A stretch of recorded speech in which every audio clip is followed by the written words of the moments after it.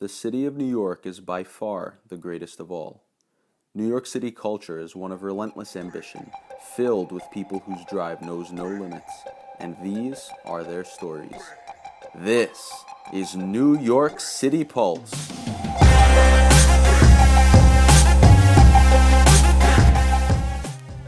Hello, New York, and welcome to episode number 4 of New York City Pulse.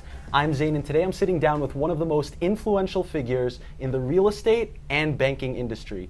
Ace Watanasuparp is the vice president of Citizens Bank, co-founder of the hospitality firm Chase Restaurant Group, and co-host on the real estate show Eye on Real Estate. Ace, thanks so much for coming on the show today. Thank you so much for having me, Zane. It's Yeah, a pleasure. yeah. It's a pleasure. You're working on a lot of exciting projects, both in the hospitality world and at Citizens. Yeah. But we'll get to those in a few. Sure. To start us off, for the people who aren't in the real estate or banking industry, Okay. give us like a Spark Notes overview on who you are and your career so far.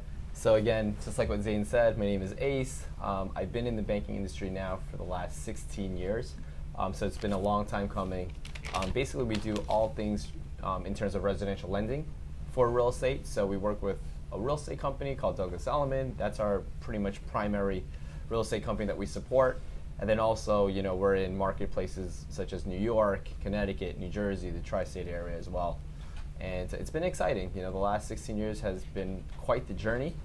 But, if you know anything in real estate, it's a pretty crazy world out there. So bring us back, years Yeah. ago to your early years Okay. and the influence of your parents. How specifically did they mold you, and what were some of the values that they wanted to instill in you? Oh, I think a lot of times when you look at folks, their upbringing is so important, right? So I think, my upbringing, being an immigrant family here, my parents came with that sort of similar immigrant family story of, $100 to their name, right? So both parents came here. I'm actually half Taiwanese, half Thai. Okay. So they came here from Thailand. And then Were you born here or I was born in here. Thailand? I was Okay. born here. So Okay. they came during college. They worked 3 jobs each. Wow. Right? So growing up, seeing that and not really having the time to spend with them, it kind of builds that grit because you see it at such an early age. And then unfortunately, my parents got divorced when I was in college. So I saw my mom, really had to take care of the family and be the, sort of the provider for the family. And it really just showed a lot of resilience. Yeah. And that made a huge impact on me, just being able to see that, right, and then just really implementing it in my everyday life. But how did that Yeah. affect you? Because Oh. divorce is a serious. That's a major it's life it's event. a major life event, right? So- So, at first there's 2 routes that I could have took, right? I could have went the route of, depression and really just blaming myself, which I did for a while for not being there because it happened while I was in college. So you felt some sort of blame I felt for that that. guilt that if I was there, I could have, made things better. Unified talked both to of my them. dad, talked to my mom, since I was the oldest son. I have a younger sister. So one sibling. One sibling, and Okay. that was tough on her, right? Yeah, yeah. To go through it, parents, constantly arguing and fighting and all that. So I blame myself for, number 1, not being there for my sister, and then number 2, not being there for my parents to hopefully, at least have them sort of mend things, right? So a lot of that self-blame started creeping in. So when I talk about 2 paths, everybody has a choice in their life on how they want to react to things, right? For me, I channeled that energy towards basketball. And Okay. that's actually part of the story why I tried on the UConn men's basketball team too. Which is Parents huge. Which is Why don't you huge. tell us that story? As you guys can tell, I'm Asian. I'm 5'9". I don't really fit that mold, right, of being a collegiate basketball player. So literally how that happened was, I was playing at the field house one day. A couple of the guys said, Ace, you're pretty good. There's this thing called walk-on tryouts where you're not a scholarship player, but you're actually enrolled in the school, and it's open tryouts. So anybody can try out, right? So about 300 to 500 students will come on a Saturday and try out. So one of the fieldhouse directors, I still remember his name, it's Nigel. I actually asked him, when is the UConn men's walk-on tryouts? I hear there's an open tryout for students. He proceeds to tell me there's tryouts at the Armory building next Saturday, 8 a.m. So, I'm getting ready. I'm like psyched. I'm like, all right, open tryouts. Let's go. Let's see what happens, right? Let's go. So, I'm getting my mental ready, my physical ready. I'm there at like 7 a.m. at the Army building. I'm stretching, 8 a.m. comes, I'm like, nobody's here. I'm like, okay, what's going on? All right. So 8:30 rolls around and I'm like, okay, nobody's here, right? And tryouts are starting literally in 30 minutes. Something's a little off. So I run outside, I see a girl, and I'm like, excuse me, where's the men's basketball tryout? First of all, she looks at me like I have like 10 heads on me, right? Because she looks at me, she takes a double Men's take. basketball? It's like, basketball? I'm like, yeah, basketball, right? So then anyway, she tells me it's at Gamble Pavilion. So I run there, and if you know anything about UConn, it's a pretty big campus. But by the time I get there, it's 9:05. Tryout started, doors closed, and I don't go there on time to actually try out. So again, disappointment quickly changed to anger, and I just wanted to know. I wanted answers, right? Like, why would he tell me that the tryouts were at the Army building and not Gamble, right? So next week, I approached Nigel. I'm like, Nigel, what's going on? Why'd you tell me it was the Army building? Did I hear wrong? I wanted to know. He's like, Ace, you weren't serious, right? I mean, look at you. You're not tall. I didn't think you were serious. I mean, we just literally won the national championship. So that really, put a huge. That's a slap in the face. It's not even. You feel so bad that, someone actually judged you by the way that you looked and not by the way that you perform on the court. And this is someone that, has seen me play already and just didn't have any faith in me, right? So that was a huge setback for me, not only mentally but just like the belief system. And at that point, again, right, I could have either taken that and been like, okay, you know what, I'm not good enough, or you channel it and then you just want to at least do it for yourself and just say, you know what, I gave it my all, and you know what, if the result was that I didn't make it, at least I would have no regrets, right? Yeah. So that, coupled with my parents' divorce and growing up, basketball was always my safe haven. It would always be my escape, right? If I had problems or if I was going through stuff, I'd just pick up a ball, never talked back to you. And all I do is just shoot. And when I'm on the court, that was like my sanctuary. Didn't think about anything, right? So really, if people ask me about the story about UConn, basketball saved me. Basketball was actually something that I looked to for peace of mind. I didn't really worry about anything when I was on the court. So freshman year, I don't make it, right? Was that this incident that you just talked yeah. about? Okay, So freshman year, I don't make it. I don't even get on the court. Sophomore year, I finally make it, but I get cut again, right? So they're like, Ace, you're a little bit too small. It means you get bigger. But I made it. I made it through the first cut. So the next following summer, I stayed up on campus, and I worked out with the team. And my junior year, I tried out. And if you know anything about Division I basketball tryouts, it's not just one day, where you have a good day, you shot well, the coaches liked you, and you're on the team. You're actually on what we call a grade team for another month and a half. So you're practicing with the team, things of that nature, right? So after that, being my stature, and it's a funny story that all the guys always laugh about today, right? I'm the smallest one, so when they're in weight training and they're putting up the weights, my max is their warm up. No. So every day they're putting on the weights, and this is their warm up, and it's 225 for a 5'9" guy. That's heavy, right? Yeah, so every day I'm getting banged up, and every day I have bruises, but because I still wanted to continue on that path to try to make the team, I never complained. But I would come home not being able to walk, icing it, and it was brutal, but ultimately I made the team. I got the jersey, after 2.5 months, right? So I just want to tell everyone that's either watching this podcast or listening to this podcast, it took me 3 years in a row, freshman, sophomore, junior year, to finally make the team. It wasn't like I tried out one time and I made it, right? And it wasn't like the path was easy. People were telling me, are you kidding me? Right? You can't make the team. So I want to tell people that, the road to whatever your dreams are or achievements are, it's not a one-time thing, right? If you believe in yourself, you just continue to fight. So, but where does this, throughout that story, there's this theme of persistence, right? Where does that persistence come from? I mean, it's not something that's just natural to everyone, right? So what either incident or influence in your early years caused you to have such strong persistence that year after year you'd get after it? You know, people ask me that, and you know, sometimes people just say it's within you, right? Yeah. Not everyone has it. It's innate. But there was something that happened in college as well, and I don't know if, you know, it was like the perfect storm in college, but I was actually coming back from New York. I live in New York, right? I grew up in Queens, and it was winter, and I was driving back. I still remember it was 1 a.m. It was during the winter up in Connecticut. There's snow all the time, right? And I hit this patch of black ice, and my car spun around. And if you know anything about Yukon, it's very desolate. It's pretty much there's farmland and there's just nothing around, right? So it's at night. It's 1 a.m. I hit black ice. My car spins around. I'm about to hit a barn, like a deserted barn. So it's freaking me out, right? So I'm like swerving the car, and then all of a sudden I hit a tree. My car flips over. No. I'm hanging from the top of the car, right, with my seatbelt on.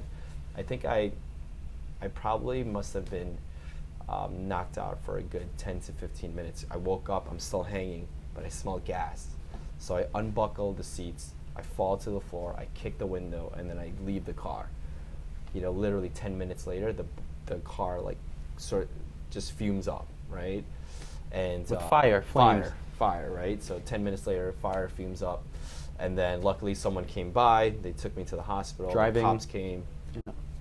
The next day we go back to the scene, and we look at where the car actually hit the tree, and literally there's one tree, and I was on top of a hill because it was a very hilly road, and basically if my car went to the right or to the left a couple of inches, I would have missed the tree, and I would have went down the hill, and you know I wouldn't be here anymore. No.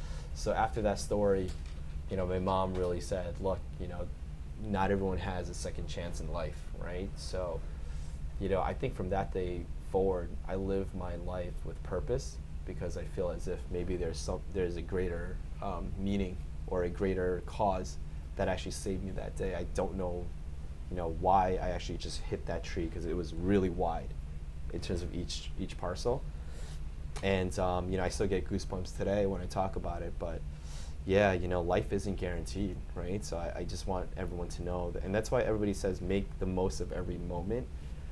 That was actually something that I experienced at a very early age. So, you know, now I try to live my life with purpose every single day, try to help others, try to really give back. And yeah, that's where I think I got a lot of my experiences from, you know, through college. Right. College has been a defining period for you. It's been a defining period. And then, what?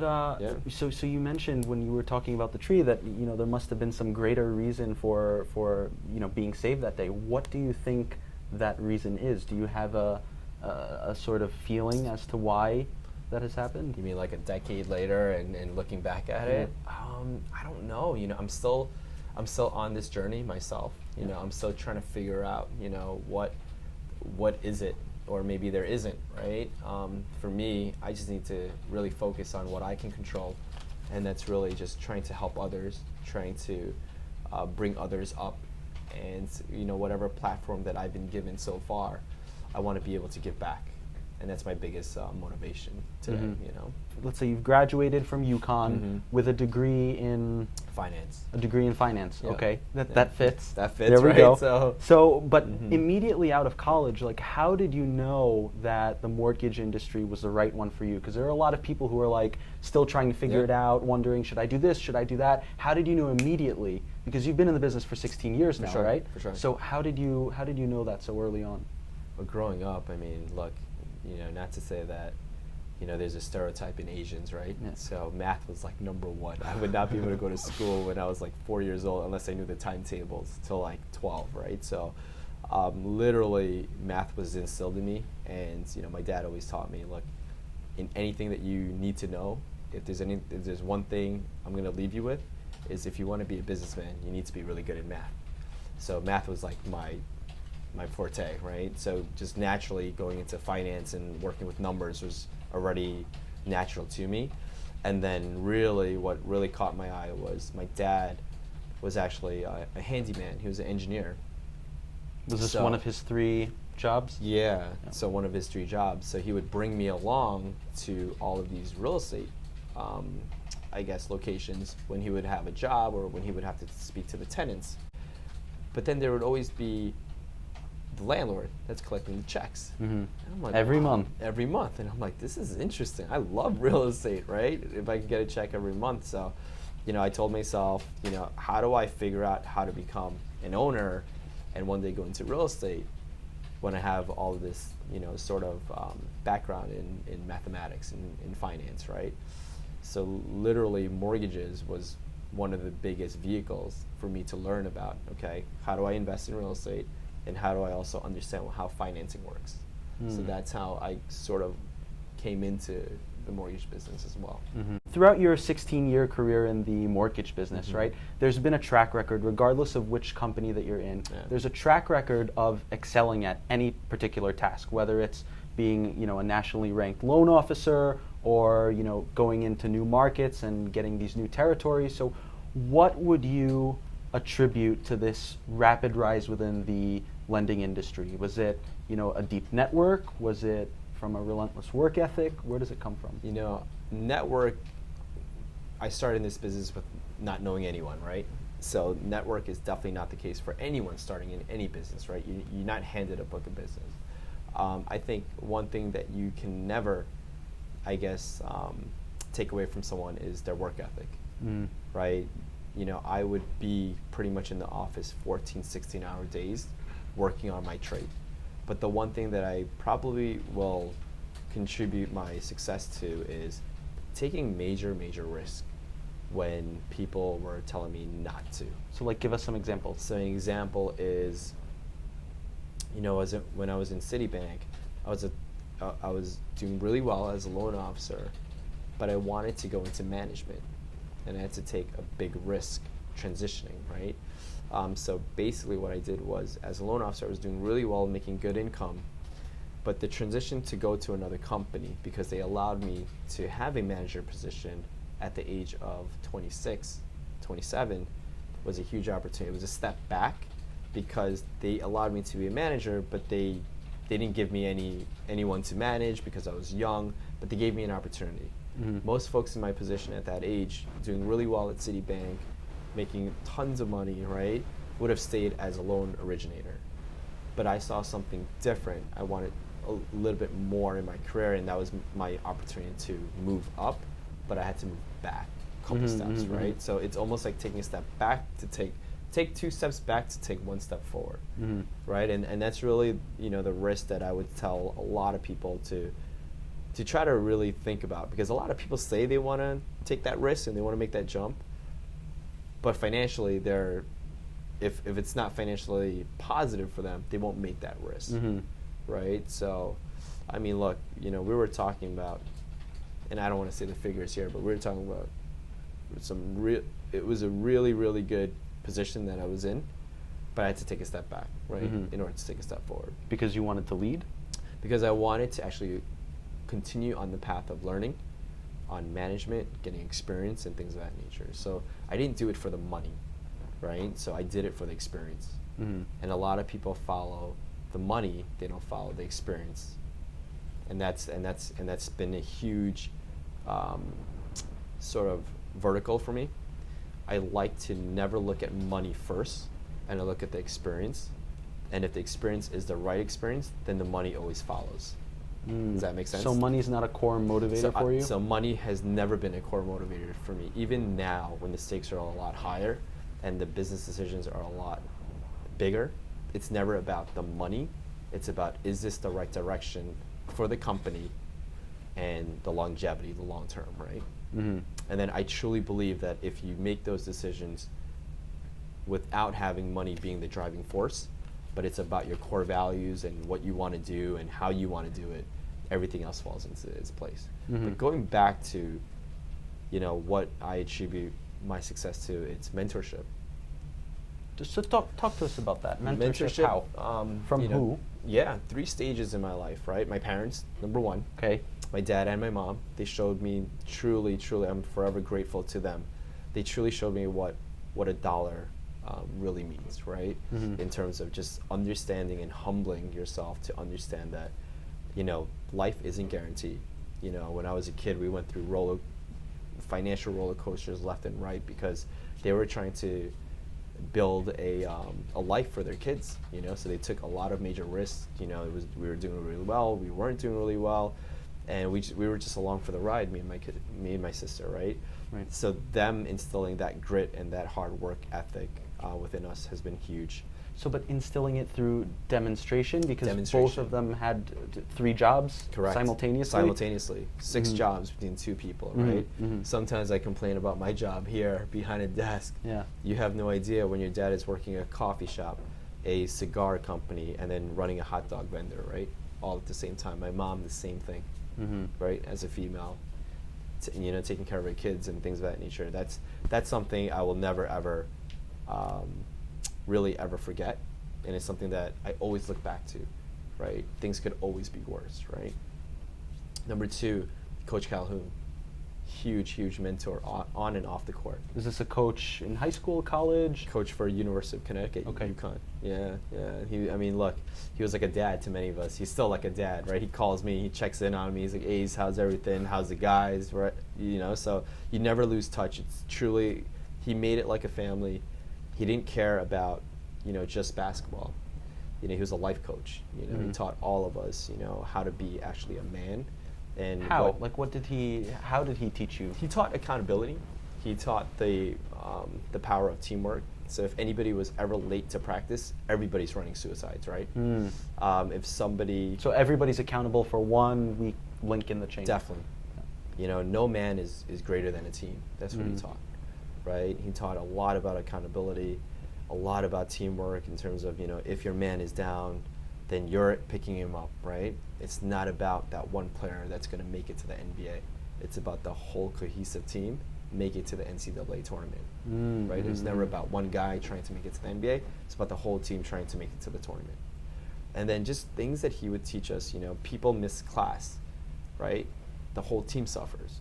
Anything that one individual did for the team, the whole team suffers. It wasn't just that individual gets punished, right? And it's something that, it's instilled in you, that accountability and that sort of cohesiveness that you bring to everything else that you do in life. Yeah, that's important. And so now, do you think that through his leadership, you've sort of brought some of that culture at the companies you're working with, every and single citizens, day. and every single day we drive the importance of teamwork, not competing with each other within the team. Well, that's tough to do in a competitive industry. In sales as well, right? Yeah. Yeah. So we don't tolerate that, right? There's a lot of business outside of the company. Yeah. Nobody's competing within the company, right? So, and then number 2 is accountability. Not having that victim mentality ever, but really looking at how you can self-improve. And then number 3 is teamwork, right? Teamwork is key in any business or any team that you're on because, there's no I in team, right? So, and he taught so many other things that I can talk about here, but I mean, those 3 things really resonate with me. And then number 3 is meeting with Dottie. Dottie Herman, and now, being grateful to work with Dottie and Howard, right? She gave a 20-something-year-old kid the opportunity to be the president. Yeah, what did that mean to you? Because that's just fascinating, I heard the story that, you were competing with people who were, maybe double your age in some cases. Yeah, 25 years in the business, here, a 20-year-old. I was the last person coming into the interview, But what do you think, made her give you that shot? What was it about you that she was just like, oh, you know what? I trust Ace, I like him, I'm going to take a chance on him. So I think it was working with what I had. I knew I was going into the role of becoming a president. Okay. But I was literally 28, 29 at the time. I knew I didn't have the experience of any other candidates, right, because of my age. So I knew that going in, my resume wouldn't be as strong. So what I really focused in on was, if I was the president, what are some of the problems this company has, right? So I actually took the initiative to call a new development that Douglas Elliman was on, and I pretended I was a buyer. And I actually said, and I called saying, hey, I'm a first home-time buyer. I'm looking to take on financing. What banks do you recommend? They continued to refer Bank of America, Citibank, but never no mention of DE Capital. So that was one. Number two, I looked at the whole, I guess, structure of the company, and no loan officer was actually inside the real estate offices. From DE Capital. From DE Capital. When you walk into the office, there's no reps there. Mm-hmm. Number three, I thought about, how can a parent company, Douglas Elliman, help DE Capital? I figured out that maybe a bonus structure would be helpful if we incentivize the managers on their bonus to really promote the sister company. Mm. And then number four, I noticed that Dottie herself never really mentioned DE Capital because I guess it was a new company. Mm. So I went Did into you tell her that at the first meeting? Like, you need to mention it more. So I went into the interview Yeah. mentioning all of these things on what I wanted to do if I had the opportunity, right? And I was young, I had energy, but literally I was the last person to go into interview. It was 5 p.m. I still remember this. And I walk in, and the first thing that she says out of her mouth was, "Oh, he looks like he's 12," right? So all of a sudden my heart drops. I'm like, oh my goodness, this interview is gonna last 2 minutes, Was that like a flashback to the basketball situation where they're like, oh, I didn't think you were serious? Definitely. I mean, I was the last person, right? Literally, I got there at 9. They're like, get here at 9 a.m. So I'm there, suited up. I'm getting ready. I think I'm gonna go up. But you waited from 9 to 5? I thought I was gonna go up at 10 a.m. Oh. So I waited from 9 to 5 p.m. Jeez. So I'm already exhausted from waiting, right? And then I see, and to be able to sit there and see each person go in, and these were icons in the industry. So as one person comes in, as another person comes in, my heart is now going from, oh, I may have a chance to, no way, hell no, not in a million years, right? So as I'm seeing all these people come in for the interview, I'm like, shit, I have no shot. But look, again, let's just give it your best, right? So I go in, I give her my spiel on what I think would work, and she picks up a phone, she calls, I believe, Howard at the time. I was interviewing with her and Ken Haber, who's the general counsel, and she says, I think we found our guy. I'm thinking she meant the guy before. So I'm like, all right. So I get up. I'm like, all right, thanks guys, thanks for your time, and she's like, no, I meant you. And the funny story to this is she gives me the position. I'm excited. I go home. I run back. I tell my mom. I tell my dad. My dad is like, he's one of those risk takers, right? So he's like, awesome, son. My mom, she gives me a different type of reaction. She's like, no. You're gonna risk going over to a company, and she did it out of care, out of love. Yeah. And she was worried that if I failed, and she thought that I wasn't ready yet because I was still young and I needed more, more time and more experience. She's like, look, if you fail here, you're never going to be able to, work in the city again, because you're working as a president for the #1 real estate company in New York City. Mm-hmm. That's a big, tall task, right? Mm-hmm. Especially with you going in, and they're not going to respect you. You're young still. You need more experience. So that kind of crept in, and obviously I respect my mom tremendously, and I love her dearly. So self-doubt started creeping in too. So I go back to Dottie and I tell her, thanks, but no thanks. I'm not ready yet. Oh no. And here you have a kid at 28, 29 with a lifetime opportunity, right? An opportunity of a lifetime. And he says no. Mm-hmm. Right? So for 2 years, we go back and forth, and Dottie finally gave me an ultimatum, and now I'm like 31, and she says, Ace, look, I know you're young, but I see potential in you. And I'll never forget that day. She says, Ace, you're always going to make mistakes, but the one thing that you have to remember is I will always support you. Just make sure you don't make the same mistake twice. Right. Right? And she said, look, I believe in you. You need to start believing in yourself. And that just gave me another sort of resurgence and energy that, you know what, I got to start believing in myself more, and that's why I feel you have to surround yourself with people that believe in you. And sometimes the closest people to you believe in you, but they're worried about you too. But you really need to really focus in on, if you fail, it's okay.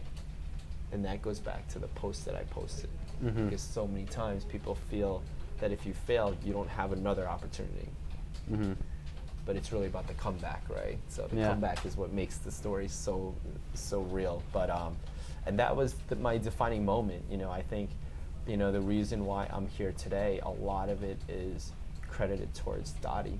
She really became a mentor for me and taught me how to really establish myself in a marketplace that no one knew who this young kid was from Queens inside, right? So what were like the top 2 lessons that she shared with you?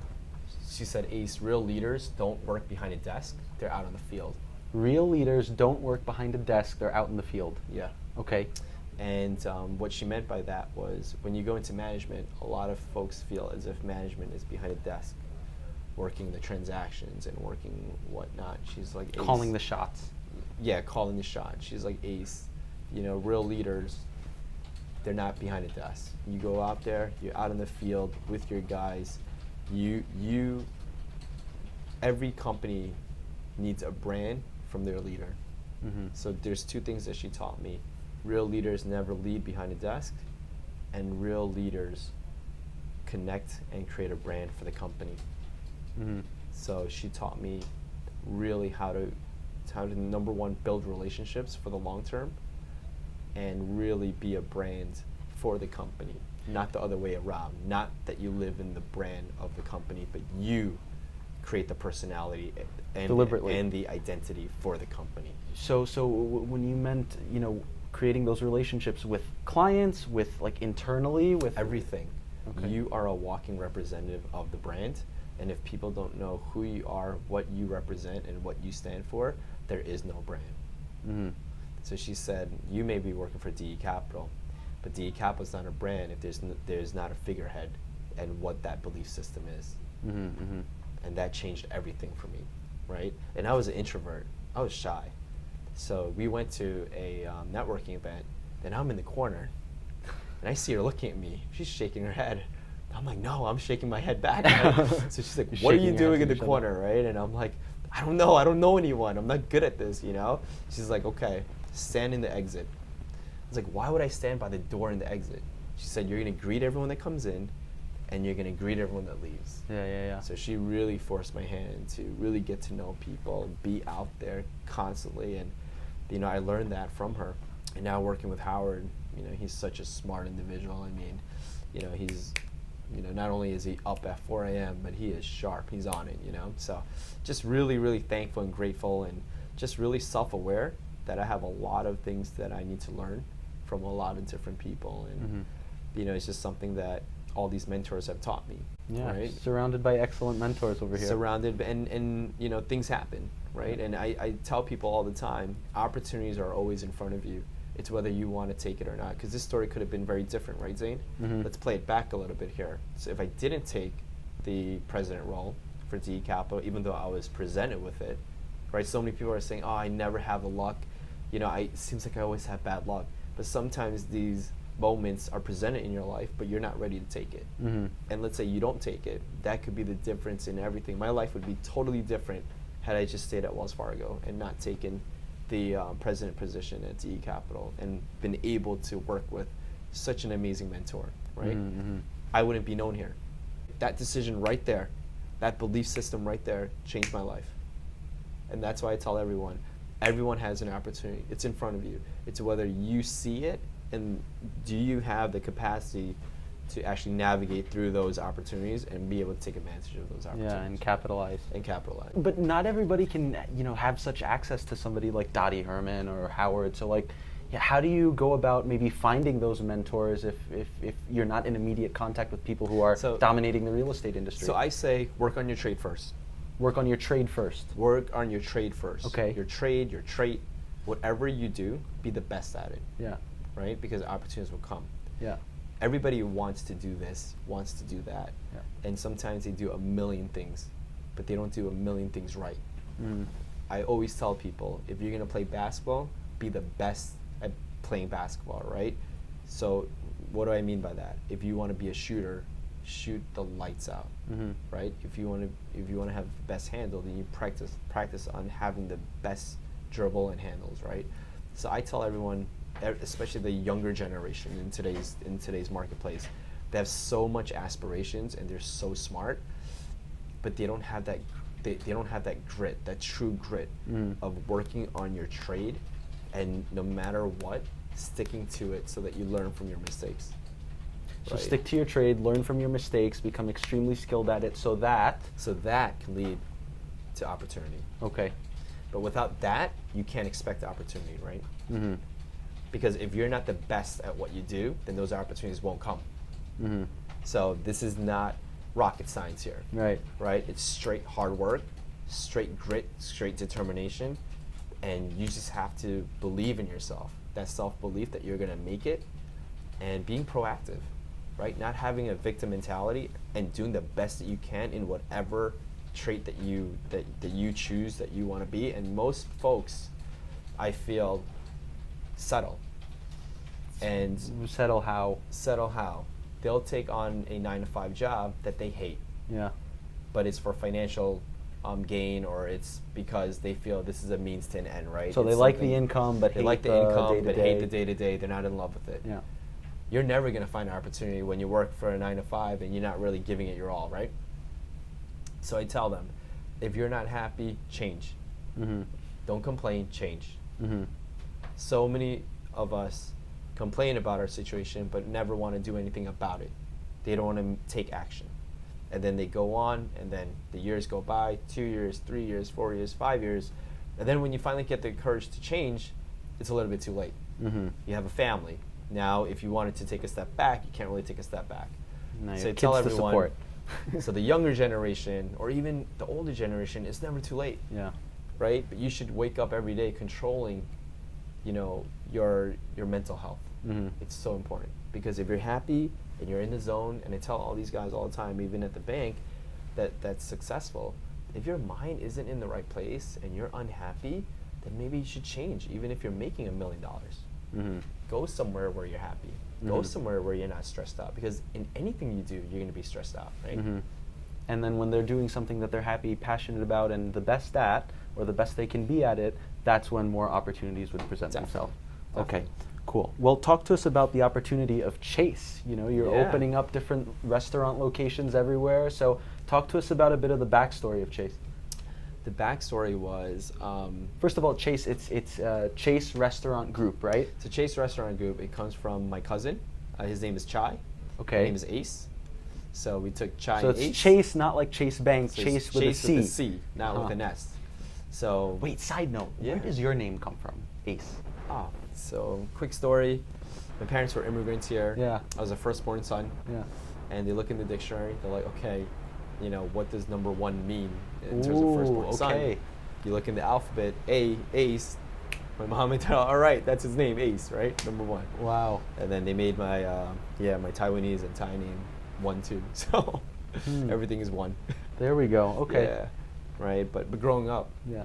I mean, you could probably think of all the jokes in the world, right? So it's pretty tough. Me too, growing up. Zane. Yeah. You know how many things you could Yeah. rhyme with Zane? Exactly. It's a pain in the ass growing Ace, up. you're a disgrace. Excuse me. Ace, get out of my I face, didn't right? like that. All those kid Yeah, jokes. yeah. But now I guess it's pretty cool. Yeah. No, now it's helpful because people remember your name more often, so Yeah. that's a huge plus. But like in elementary school, it was Oh, awful. it was the worst. It was Yeah, the yeah, worst, yeah. I feel you with that. So yeah, continue with the backstory. So it's your cousin Chai, and then you, Ace, Yeah, Chase. and it started out as, something that we just had an idea to do together. Yeah. But there's a backstory behind it because, when I was working at the bank, and I won't mention the bank, I had an opportunity to be mentored by one of their senior leaders. And I was young at the time. I was going to the leadership program at this bank. And one day during Thanksgiving, they tap me on the shoulder and they share with me that they're going to let go of the senior leader. and it was during Thanksgiving. And the week prior, he was just telling me how he was buying Thanksgiving dinner, inviting the whole family. He's a little bit older, right? So he's in his 60s and 70s. And if you look at his office, Pinnacle Awards all around, 25 years for the bank. And here's someone that mentored me for the last 6 months. The company said, Ace, we're going to let go of him, and you're going to replace him. And you're going to actually tell him that, he's being replaced, that we're letting him go. I was so against it, Zane, and I told him, look, I just had a conversation with him. This is a week prior to Thanksgiving. Do we need to do it during the holidays? Right? Christmas is coming up. Can we just wait till January, since he's given you 25 years of his life? And he said, I'll never forget this, Ace, it's a cutthroat business out there. This is the corporate world. If you're not ready to make those type of decisions like this, then this may not be something for you. So that made me think, wow, so 25 years and he gets let go literally during the holidays. And it made me fast forward. Quickly. What if that's me? Yeah. What if I give my 25 years to a company and all of a sudden I'm dispensable because I'm a little older, and the next young Ace comes in and replaces me, right? So that was sort of not a reality check, but it was actually something that made me take the initiative with my cousin, because he was asking me, Ace, let's open up a karaoke, let's do this, let's do that. But I was like, no, I'm focusing on my career. I don't want to veer off, right? And he tapped me and he called me and he's like, Ace, there's a space available on St. Mark's Place, and he had a restaurant there. He's like, I think we can open up a karaoke. I was like, okay, let's explore. We had no idea how to even open up a karaoke, right? So that idea sort of fell to the wayside, and then the idea of opening up a dessert spot came up, because it was after hours, after all the restaurants on St. Mark's Place, because it was a huge restaurant street, right? So then that's how Spot came about. We took the basement, and I can tell you, Zane, we failed miserably. Really? We were about to close it down after a year. We were No way. redlining. We had no experience. My cousin was in the restaurant business, but he didn't really operate, right? So I was working at the bank. So you were both like detached in a way. And so every day, right after the bank, 6 p.m., 7 p.m., I'm running right to the restaurants. Wow. Every single day for 3 years straight, right? And we were redlining and we weren't making any money, and that taught us a lot. Mm-hmm. But it started out as a sort of side hobby, and I can tell you, if anybody ever wants to go into entrepreneurship, it's never part-time, Mm-hmm. right? Because it's full-time, whether it's physical or whether it's mental. I'm lucky enough to have a partner in my cousin where he's the operator and I'm more of the finance person, but you're constantly thinking about the business, right? Your money's there. So all the money I was making at the bank was going there. It was pretty chaotic. Wait, so that's like 3 years of a drain. I can tell you it was probably 7 years of a Ooh. drain, if I can tell you honestly. So even while you were still making profit, it was still draining. All the restaurants that we opened up in the beginning, none of them were making profit, right? It was not until we actually learned from our mistakes that we were able to improve. An example of that was we were opening up, 2 restaurants at the same time, different concepts, and food costs, payroll, buying power with the vendors, all of that we were learning. And sometimes when you're first opening up a business, it doesn't even have to be a restaurant, you don't really foresee what's going to happen until you're actually in the weeds, right? So and you have to respond on the fly. Cash flow is something that people don't really predict, Yeah. which is a huge basis on opening up a business, because you need that reserve in case things don't go as planned, right? And that's how it evolved. And today, we now have a hospitality company. We have 10 restaurants inside the portfolio. Within the portfolio, we're working on franchising Spot. We just came out with an ice cream line, and we just Tell us a opened bit up- about that victory, with a major Yeah. grocery chain. Yeah, so we now have Scoop by Spot. We wanted to create something that our customers could take home and really enjoy at their comfort of their own homes. So we came up with an ice cream line. We're excited. We just got on our first major retail supermarket chain, Mm-hmm. and we're working on a couple of others, and we're planning on going national. So we're excited. We're excited for the journey for sure. Definitely a learning curve as you go from retail to wholesale.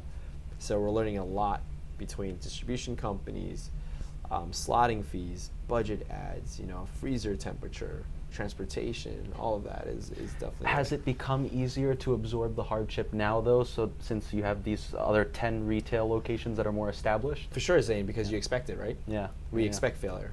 So now we're anticipating, and now we're strategizing, okay, if we did fail, what would we do? If we did fail, how would we pivot?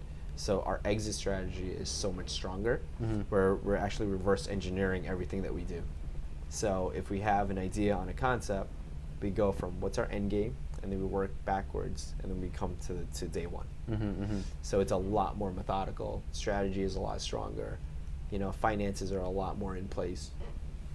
And fortunately, we have my partner here, Chut. Yes, we do. Who, when we talk about, everyone always says, Ace, how do you actually balance a full-time job at the bank, at Citizens Bank, and then have all of these sort of concepts and restaurants opening up? And I really want to emphasize to everyone that's either listening or tuning into this podcast, it's really about the people you surround yourself with. I wouldn't be able to even fathom having 10 restaurants or working on all of these different businesses if I didn't have amazing people around me, right? So Chut happens to be here because Gai is actually 3 blocks away from the office here at Citizens Bank, and he's someone that I met who was a star day one when I met him, right? He was our manager at Obao, one of our other concepts here. And you could just tell, Zane, when someone has that gift of gab, and right away, he left, he opened up his own restaurant, Fish Cheeks, which is doing tremendously well down in Soho. So if you ever are there, definitely check it out. But I mean, so he was here as a manager. He left to open up his own restaurant, but he was so good that I actually called him to come back, and I wanted him for to. Gai. Yes, for Gai. Yeah. Actually for anything, right? I was like, Chut, I need you. You're amazing. We share the same vision, the same ideas, and we started talking, and this concept is something that I've always loved in terms of chicken and rice back at home, but it happened to be something that he's been really passionate about as well. So it sort of just worked out where we just shared in the same passion, and now he's a partner at Gai, which is a chicken and rice concept, which he'll talk to you more about. But it's basically steamed, grilled, and fried. Very simple. We get it from an organic farm, and we're looking to scale that into 6 locations next year for 2020. Gai just opened 4 months ago. The special thing about this restaurant is we are very selective about choosing all the ingredients or produce and product. So just as mentioned, that chicken is organic chicken, no added hormone, no antibiotics ever. The rice is, we got it from Thailand. It's a jasmine rice, the highest quality from the paddy field in Thailand. All herbs and spices, we very selective. And then just as mentioned, we next year 6 location, and we are aiming to expand it all over the U.S. hopefully in the next 2 or 3 years, and then franchise. Yeah. So we want spot and So we want to open up 6 locations for Gai, use it as a proof of concept, and then hopefully franchise it across the country. Yeah. That's how much we believe in this concept. There we go. So we're gonna try some after this. So. Oh yeah. Good. It's like the food that you can eat every day. Every day. Yeah. Very simple, clean, but tastes so good too. Yeah. And I want to add a little something. So I have a laundry list of food allergies. I'm not going to list them, but I went to Gai earlier this week. The food was delicious, and I didn't have an allergic reaction, so that is a huge plus. Thank you for observing, the major allergies that people have. We try our best to accommodate the people who have allergies, your sesame. I do not, but I. Not really, no. Not really. Does anybody related to Gai have allergies, or it just so happened that No, I don't think. I Wow. don't, It's like we have to answer the thank you. customers. It's Oh, yeah. a lot of Yeah, customers yeah. nowadays have like gluten. We cannot do anything with the gluten Yeah. because of the food. But we try to get away from dairy, Yeah. sesame, and peanuts, something Yes. like that. Yes. I can tell you, Chut actually spent before we did this project. It's been sort of 2.5 years in the making. He would go to Thailand, literally 2-3 times a year, tasting every single chicken and rice spot all over Thailand. Wow. Sourcing, tasting, testing in the lab to come out with what we call Gai today. So I mean, there's a lot of effort being put in, and Chut has a culinary background. So he's not only the chef, he's the operator. He's figuring out everything with my cousin Tu Chai. But I mean, without Chut, this vision wouldn't even be possible, right? So, I can have an idea, but if we're not aligning ourselves with amazing people like Chut every single day, there is no vision, right? There is no execution. So it's so important. I'm here 14, 16-hour days at the bank. I have no time, right? So that's really so important when we talk about growth from within too, right? Yeah. So. How has this synergy with Ace, sort of built the foundation for a successful operation at Gai? So I met S like 5 years ago Yeah. through I was just graduated from the cooking school, right? And I saw him on one of the TV show, and he talk about business, talk about like restaurant business, Yeah. about spot dessert bar, and then about like he's like so young and motivated. So I decided that I could learn a thing or two from him, Yeah. and then I apply as manager for like one of his restaurant, and then that was 5 years ago, Mhm. and I got to work with him and work my way up, and then now we partners for the restaurant and have a big project coming. Wow. So it was a long story, long Yeah, time yeah, too. yeah. The first day that I met him, he called me for an interview. I only asked one thing from him that I didn't even ask about salary, because if you know anything about restaurant business, the management team make the least money comparing to like the work they have to put on. Yeah. They're not making as much as the sale, like a server or like the chef. Really? No, it's the least. know that. But you learn the most. So like just he mentioned that we not never go after the money, go after experience. Yeah. That what I asked him one question that would I be able to get to learn from you at least like once a month, and because I know that he has 10 restaurants and then he has this main job at the bank. So I asked him that, and he said like, yeah, I stop by the restaurant once a week. So I took the job right away and start to learn from him from day one. Yeah.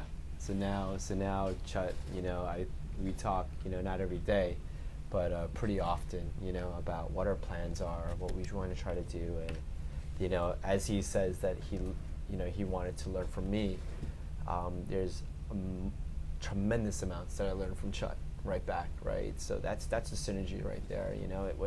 When you surround yourself with good people, not only are you providing that guidance for them, but you learn so much from them as well. So that open-mindedness, that self-awareness, because so many people I look at today, they achieve a level of success, and then all of a sudden they feel as if they know everything, and they stop learning, right? Yeah. And I think that's the biggest sort of missing piece, which is you have to continue to learn every single day, because to your point, Zane, it's an ever so changing market, and people's palates change. The banking world changes, right? So it's important to learn from everyone and their experiences and listen to what's going on the field. Very important. Gai Chicken and Rice. It's on East 45th Street and 3rd Avenue in Manhattan. Check it out. Go there for lunch. Oh, that's a good plug. Now, I do want to touch on this Instagram post that you shared recently. Ace posted, "What if I told you from 2002 to 2012 I was broke, lived with my parents until 32, made a decision that almost cost my entire career, invested all the money I made in my banking career in restaurants that failed. Would you believe me?" No. I didn't. Honestly, when I read this post, I was expecting afterwards, to read in the caption section, these are 3 lies, 1 truth. If you spot the truth, there's some Yeah, promotion involved. definitely. Like, so walk us through that post. Like, Yeah, and actually your response was a lot of people's responses, Yeah. right? Because a lot of times people see the outside, Yeah. things that are going on, and my motivation was number one, these 2 guys right here, Steven and Josiah, they were big, we talk about things all the time, and they always talk about, Ace, you know what, I think people don't embrace, and they're ashamed to share their failures, and everybody feels like they need to put up this facade of, hey, I'm successful, right? Especially on social media. And I just come to realize that that we need to share more of those stories of failures and trials and tribulations and challenges, because that's really what makes everyone their own, right?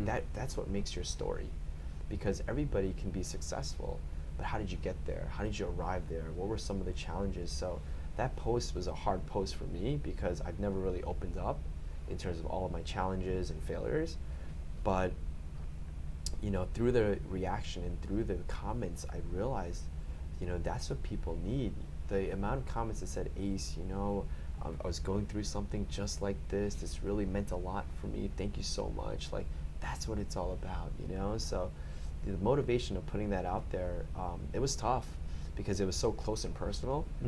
But I think, as people start to share, I encourage everyone to share their experiences and their struggles and their challenges, because that's how we learn as human beings, as a society, as a community, right? So if I can sort of talk about my path and what I did that failed, and hopefully someone that's looking at it, and I've had a couple of calls already in regards to they're going through something, what would be some of the things that I would give them so that they don't fall into the same mishaps that I did. And that to me is everything, right? That was the whole purpose of the post, which is to help people, to give them a shortcut in life so that they don't make the same mistakes that I do. But on the other hand, if they are going through those challenges, that they're not alone, right? Every single successful person has gone through that, and I'm not even saying that I'm successful today. I'm still on that journey, on that path. And I just want to tell people that throughout everyone's journeys, they're going to come to a point where, they may live at home with their parents. They may be broke, but it's okay. Learn Part from of those the cycle. It's part of the journey, Yeah, right? yeah. And, keep with it, fight, and learn, because those are the times that are going to make you the best version of yourself. And it's going to prepare you for, and I say this all the time, for when the stakes do matter, when the stakes are high, you're prepared. Because no one is going to go into a situation knowing all the answers. Right. So the more that you fail, the more that you learn, the more you just become such an expert in your field. Embrace it. With sharing these 4 failures that Yeah. you're embracing, I'm curious about what was the turning point that sort of fixed these issues, or is starting to fix these issues, and how has that changed you? We're actually working on that video right now, but there's a lot of attributes, right? Knowing when to pivot, knowing when to not be emotionally attached to a certain ethos or ideology, right? And being financially ready for those type of situations. Me living at home helped me pivot, because I wasn't spending the extra money on rent, right? So me failing on some of the investments was okay for me to bounce back, because it wasn't investments where I was overextending myself. I was actually taking all the money that I made at the bank and then paying off some of the loans, right? So a lot of it was the circumstance and the sacrifices that I was making during that time. So although monetarily I wasn't making money, I wasn't hurt by it, because I was making all these sacrifices. Does that make sense? So it made it easier to pivot. And I can go into it more, but it's going to take a long, long time. But literally knowing when to pivot, looking at the people that you have in your businesses, and then learning how to let them go and bring on other people that share in that same vision was key, because we had a lot of folks that we were working with that either didn't share in the vision, or we didn't have the right employees, which actually created even further decline in the business. So being able to identify people that you want to surround yourself with to kind of grow your vision. Number two is really making the emotional sacrifices and not being too caught up in the emotion or idea of a certain project.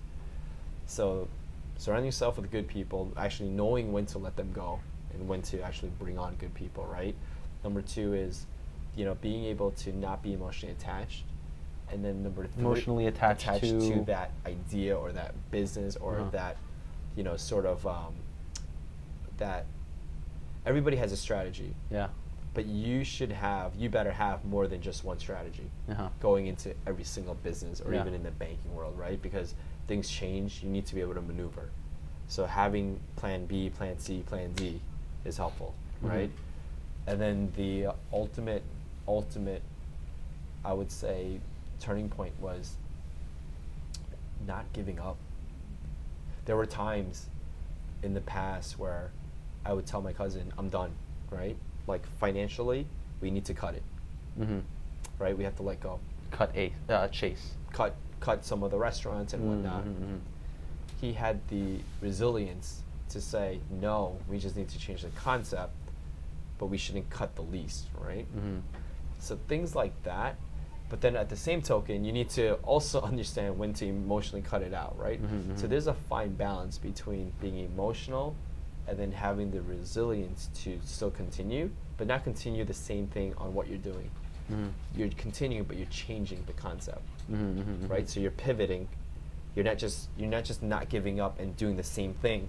You're adjusting to the feedback that the market's giving you. The market's giving you, and you're able to adapt.